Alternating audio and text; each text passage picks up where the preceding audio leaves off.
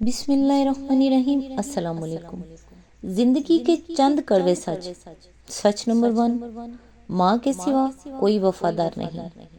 سچ number 2، غریب کا کوئی دوست نہیں بنتا۔ سچ نمبر 3، لوگ اچھی سیرت کو نہیں بلکہ اچھی صورت کو ترجیح دیتے ہیں۔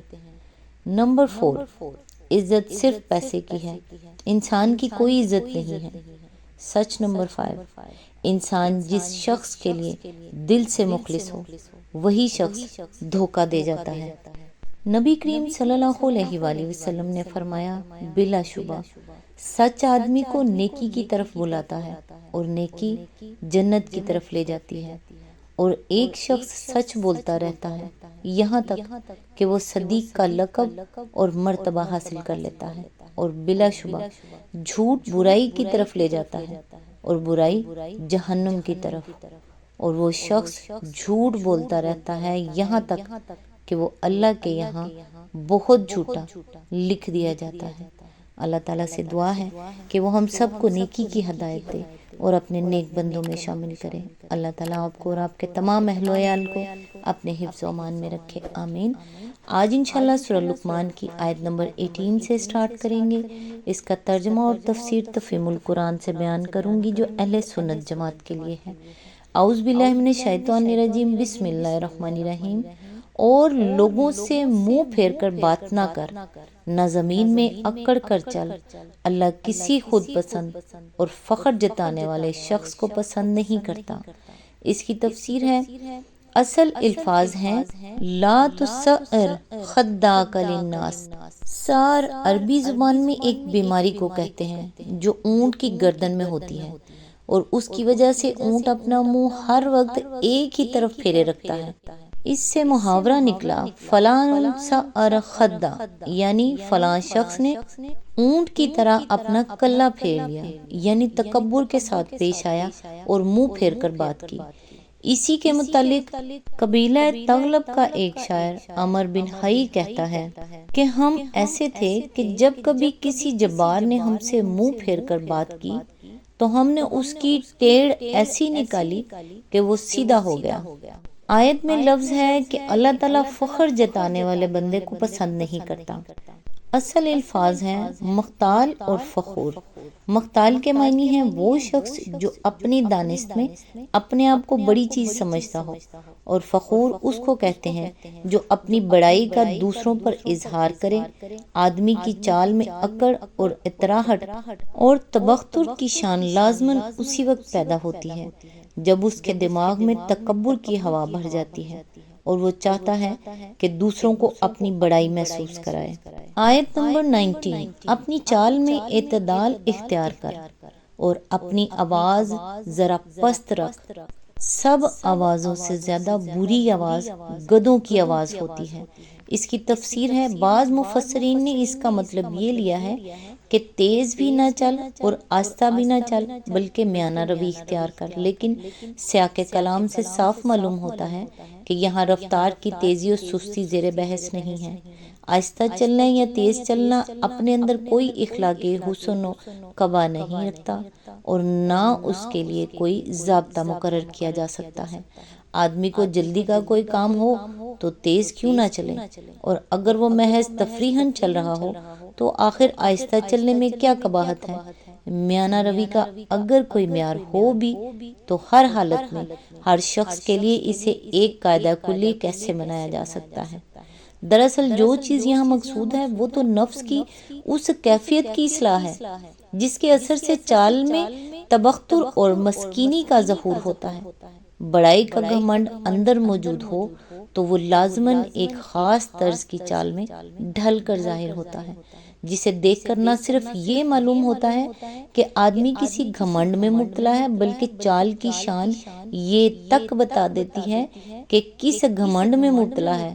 دولت، اقتدار، حسن، علم، طاقت اور ایسی ہی دوسری جتنی چیزیں بھی انسان کے اندر تکبر پیدا کرتی ہیں، ان میں سے ہر ایک کا گھمنڈ اس کی چال کا ایک مخصوص ٹائپ پیدا کر دیتا ہے۔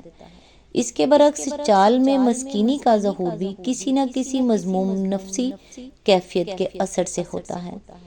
کبھی انسان کے نفس کا مخفی تکبر، ایک نمائشی تواضع اور دکھاوے کی درویشی وہ خدا رستگی کا روپ دھار لیتا ہے اور یہ چیز اس کی چال میں نمایاں نظر آتی ہے، اور کبھی انسان واقعی دنیا اور اس کے حالات سے شکست کھا کر اور اپنی نگاہ میں آپ حقیر ہو کر مریل چال چلنے لگتا ہے۔ لقمان کی نصیحت کا منشا یہ ہے کہ اپنے نفس کی ان کیفیات کو دور کرو اور ایک سیدھے سادے معقول اور شریف آدمی کی سی چال چلو، جس میں نہ کوئی اینٹ اور اکڑ ہو، نہ مریل پن اور نہ ریاکارانہ زہد و انکسار۔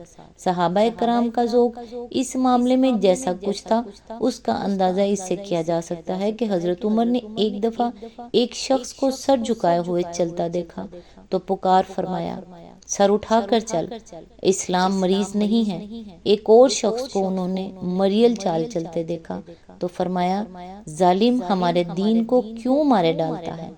ان دونوں واقعات سے معلوم ہوا کہ حضرت عمر کے نزدیک دینداری کا منشا ہرگز یہ نہیں تھا کہ آدمی بیماروں کی طرح پھونک پھونک کر قدم رکھے اور خواہ مخواہ مسکین بنا چلا جائے۔ کسی مسلمان کو ایسی چال چلتے دیکھ کر انہیں خطرہ ہوتا تھا کہ یہ چال دوسروں کے سامنے اسلام کی غلط نمائندگی کرے گی اور خود مسلمانوں کے اندر افسردگی پیدا کر دے گی۔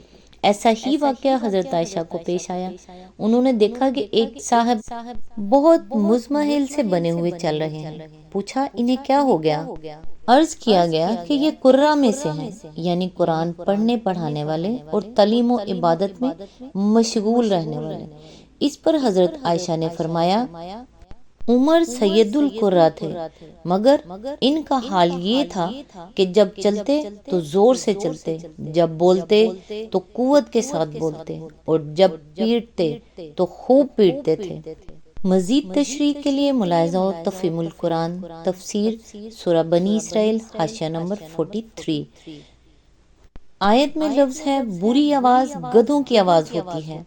اس کا یہ منشا نہیں ہے کہ آدمی ہمیشہ آہستہ بولے اور کبھی زور سے بات نہ کرے، بلکہ گدھے کی آواز سے تشبیہ دے کر واضح کر دیا گیا ہے کہ مقصود کس طرح کے لہجے اور کس طرح کی آواز میں بات کرنے سے روکنا ہے۔ لہجے اور آواز کی ایک پستی و بلندی اور سختی و نرمی تو ہوتی ہے جو فطری اور حقیقی ضروریات کے لحاظ سے ہو۔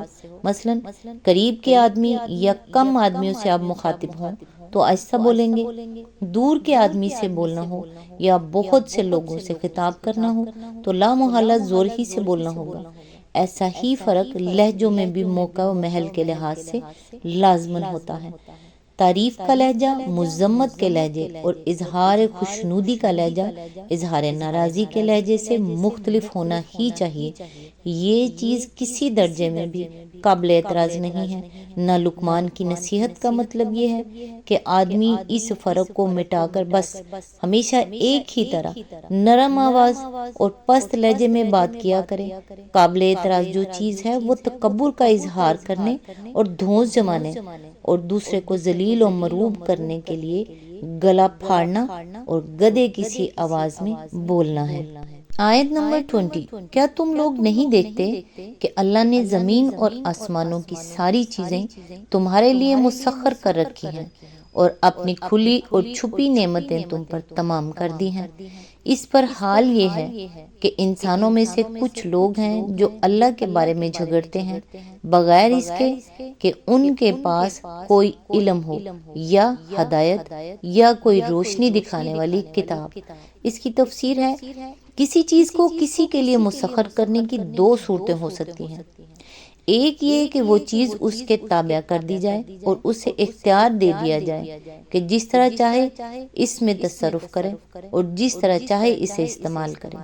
دوسرے یہ کہ اس چیز کو ایسے ضابطے کا پابند کر دیا جائے جس کی بدولت اس شخص کے لیے نافع ہو جائے اور اس کے مفاد کی خدمت کرتی رہے۔ زمین و آسمان کی تمام چیزوں کو اللہ تعالیٰ نے انسان کے لیے ایک ہی معنی میں مسخ نہیں کر دیا ہے، بلکہ بعض چیزیں پہلے معنی میں مسخر کی ہیں اور بعض دوسرے معنی میں، مثلاً ہوا، پانی، مٹی، آگ، نباتات، معدنیات، مویشی وغیرہ۔ بے شمار چیزیں پہلے معنی میں ہمارے لیے مسخر ہیں اور چاند، سورج وغیرہ دوسرے معنی میں۔ کھلی نعمتوں سے مراد وہ نعمتیں ہیں جو آدمی کو کسی نہ کسی طرح محسوس ہوتی ہیں یا جو اس کے علم میں ہیں، اور چھپی ہوئی نعمتوں سے وہ نعمتیں مراد ہیں جنہیں آدمی نہ جانتا ہے نہ محسوس کرتا ہے۔ بے حد و حساب چیزیں ہیں جو انسان کے اپنے جسم میں اور اس کے باہر دنیا میں اس کے مفاد کے لیے کام کر رہی ہیں، مگر انسان کو ان کا پتہ تک نہیں ہے کہ اس کے خالق نے اس کی حفاظت کے لیے، اس کی رزق رسانی کے لیے، اس کے نشو و نما کے لیے اور اس کی فلاح کے لیے کیا کیا سر و سامان فراہم کر رکھا ہے۔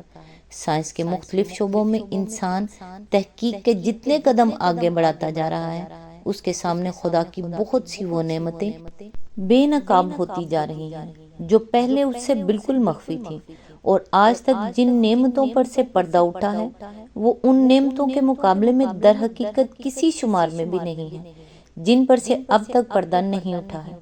آیت میں لفظ ہے اللہ کے بارے میں جھگڑتے ہیں، یعنی اس طرح کے مسائل میں جھگڑے اور بحثیں کرتے ہیں کہ مثلاً اللہ ہے بھی یا نہیں، اکیلا وہی ایک خدا ہے یا دوسرے خدا بھی ہیں، اس کی صفات کیا ہیں اور کیسی ہیں، اپنی مخلوقات سے اس کے تعلق کی کیا نوعیت ہے، وغیرہ وغیرہ۔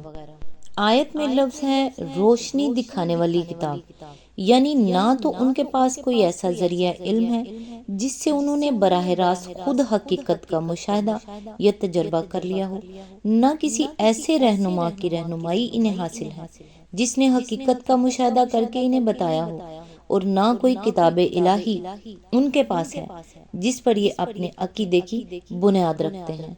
آج تک کے لیے بس اتنا ہی، نیکسٹ انشاءاللہ آیت نمبر 21 سے سٹارٹ کریں گے۔ تب تک کے لیے دعاؤں میں یاد رکھیے گا۔ اللہ حافظ۔